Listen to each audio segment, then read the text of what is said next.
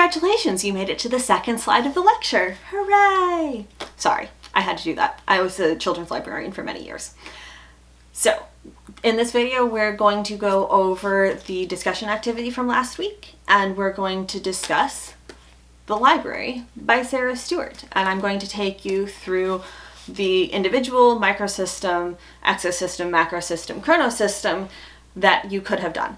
I will start from the beginning by saying I did not expect everybody to get this right. In fact, I didn't expect any of you to get it completely right. The idea of this activity was to introduce you to thinking about the different factors in a person's environment and how they can affect your development, that person's development. So what I'm about to do is not what I expected you to do. On the other hand, it is what I expect you to be able to do by the end of the semester. And that's why the capstone project exists and why we're scaffolding the capstone project and practicing these skills over and over and over again throughout the semester, because this is a brand new skill that I don't expect any of you to have. So, The Library by Sarah Stewart. Elizabeth Brown dropped into this world straight down from the sky. Elizabeth Brown dropped into this world skinny, nearsighted, and shy. She didn't like to play with dolls, she didn't like to skate. She learned to read quite early, and at an incredible rate. She always took a book to bed with a flashlight under the sheet. She'd make a tent of covers and read herself to sleep. Elizabeth Brown went off to school, dragging a steamer trunk. Elizabeth Brown unpacked her books, breaking the upper bunk. She sat in all her classes and doodled on a pad, a drift of dreams of entering a reader's Olympiad. She manufactured library cars and checked out books to friends, then shocked them with her midnight raids to collect the books again. Elizabeth Brown preferred a book to going on a date. While friends went out and danced till dawn, she stayed up reading late. She took the train one afternoon and promptly lost her way, so bought a house and settled down to tutoring for pay. Elizabeth Brown walked into town, summer, fall, winter, and spring. Elizabeth Brown walked into town looking for only one thing. She didn't want potato chips, she didn't want new clothes. She went straight to the bookstore. May I have one of those? Elizabeth Brown walked right back home and read and read and read. She even read while exercising and standing on her head.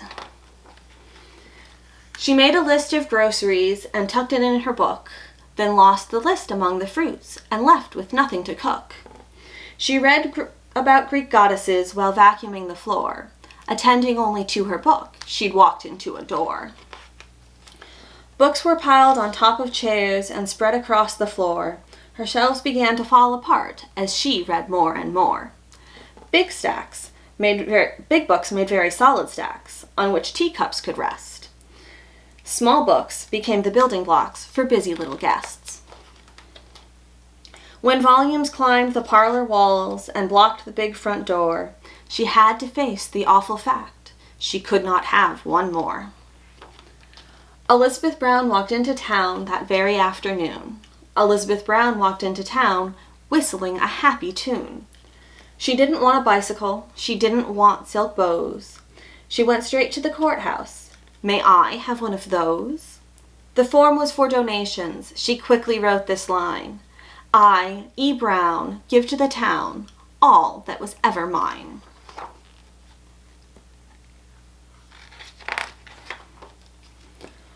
Elizabeth Brown moved in with a friend and lived to a ripe old age. They walked to the library day after day and read page after page after page. The end. So, we'll start with the individual. Elizabeth Brown is skinny, nearsighted, and shy. She likes reading. She dislikes skating and dancing. She has red hair, and throughout the story she gets older, so she starts off as a baby and ends up as an old lady.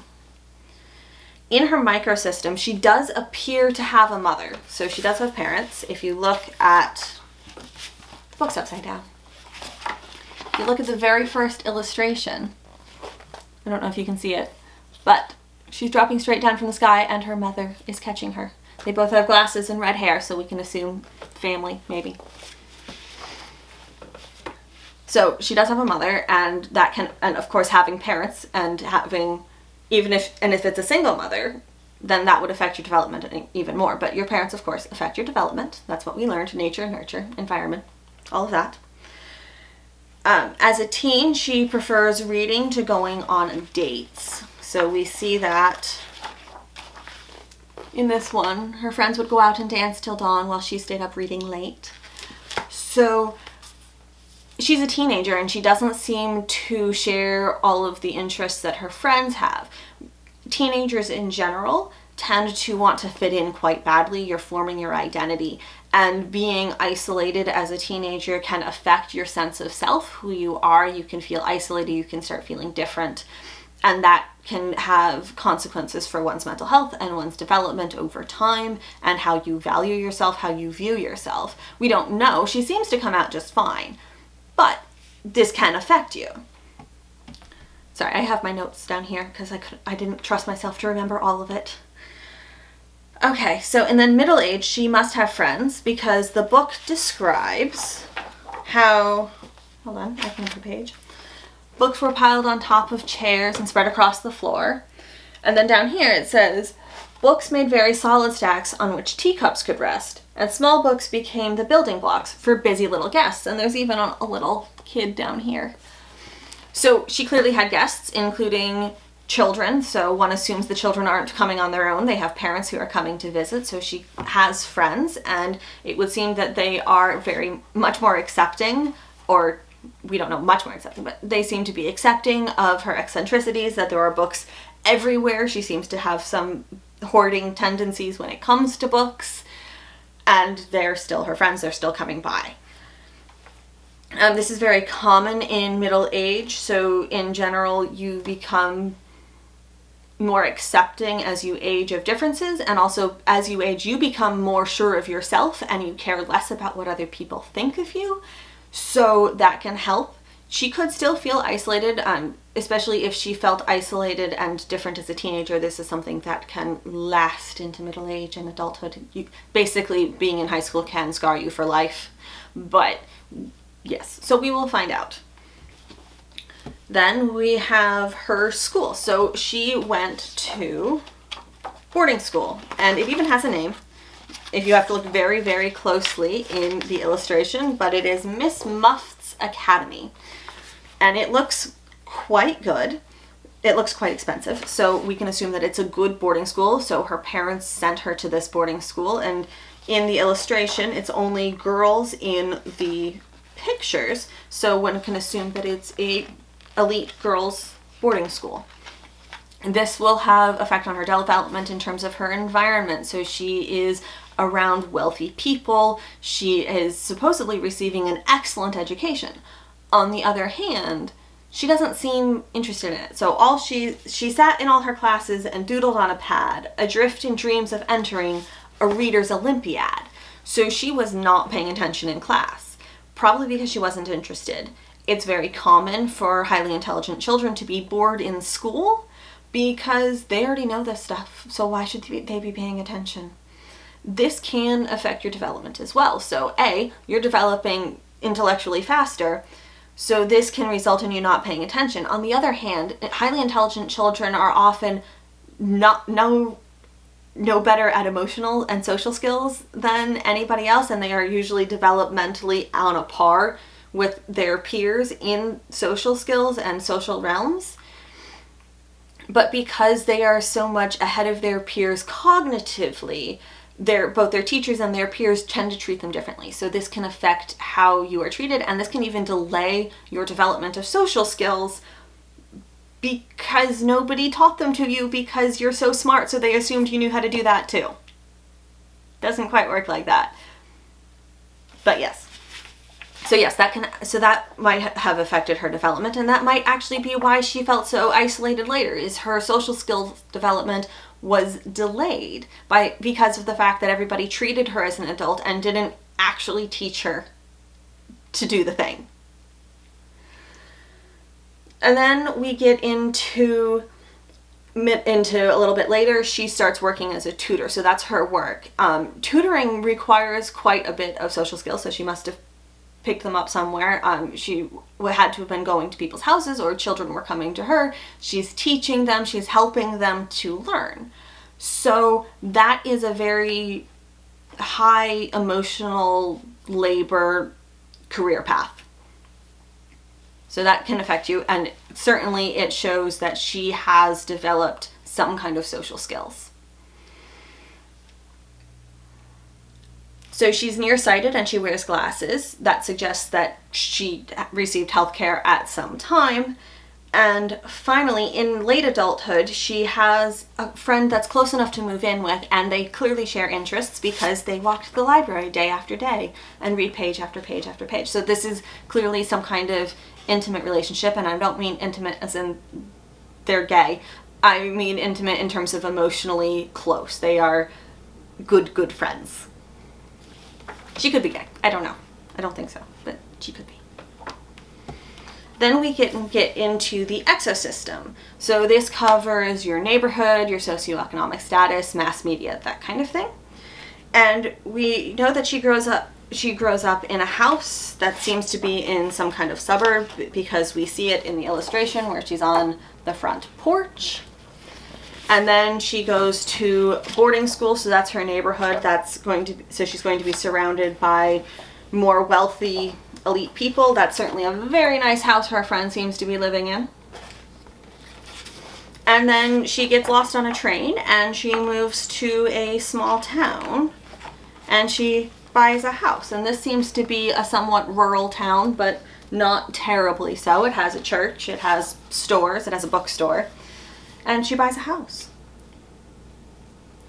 In terms of socioeconomic status, she buys a house for tutoring money. So she must have some kind of independent means that aren't coming from working, because she attended an excellent boarding school. She got lost on a train and just bought a house. And then her only income they talk about is tutoring. Doesn't pay well at all.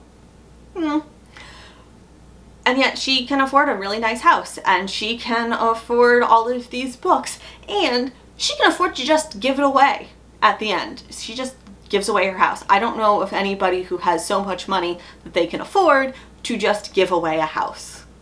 I'd like to know those people, because I'd like a house, but I don't know them.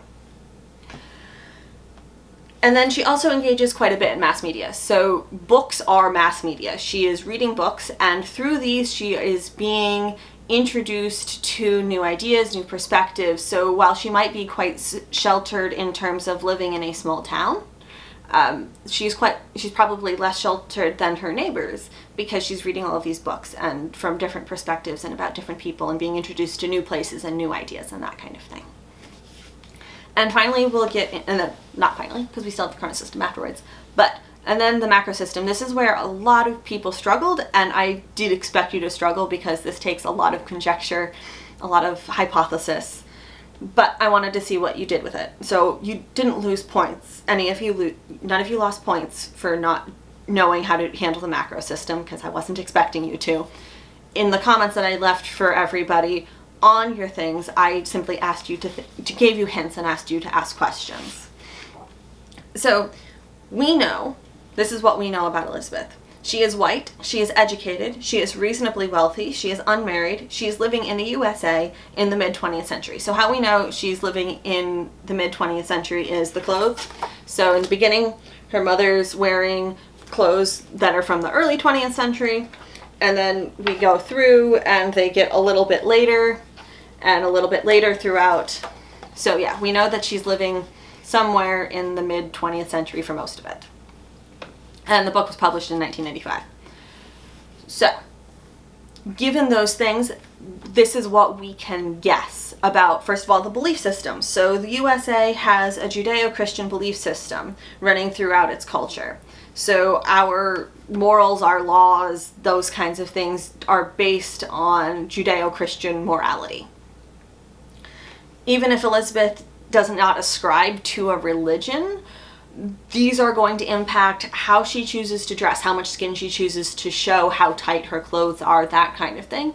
It's going to impact basic rules of etiquette and what is acceptable. So how she's going to interact with people, and how familiar you are, how close you stand to each other. It can stem from this.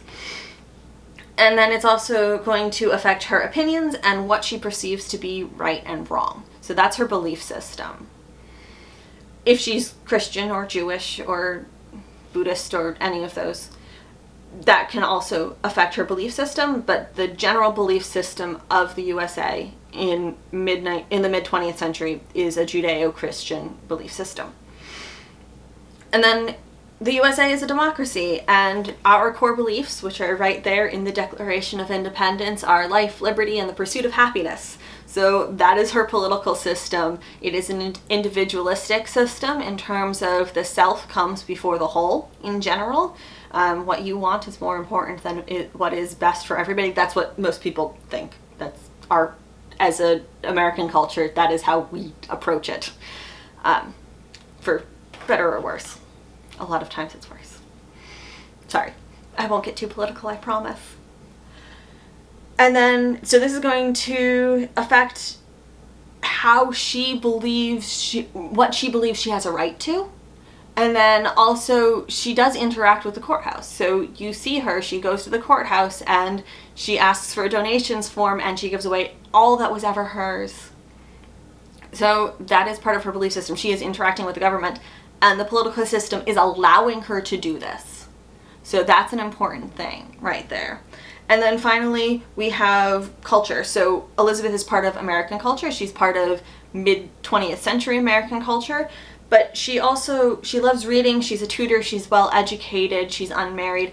It's very likely that she would be part of a more educated subculture. Sometimes they're called more elite subcultures. I don't agree with that. But one that enjoys more intellectual pursuits, a lot of readings. Maybe she belongs to book club, that kind of thing. And then finally we have the chrono system. So we know based on the clothes the characters are reading in the illustrations that it was the early to mid 20th century. And we know from the houses. So if you look at how the houses are laid out and the actual architecture of all of the houses in the things, these types of houses are only found in the United States and Canada. So we know that she's in North America. And then she goes to the courthouse and she donates things. Yeah, you could probably do that in Canada too. But we're going to go with US because we're in the US right now, and also because it was based on a true story set in Minnesota or Michigan. I can't remember. But yeah, so that helps too. It was the US. I hope that was helpful. Again, I was not expecting you guys to be able to do all of this, but that's the basic idea. And by the end of the semester, you will be able to pick up a children's book and go, oh my God, all of this. So yeah. And then you can go to the next slide, and I'm going over all of the homeworks.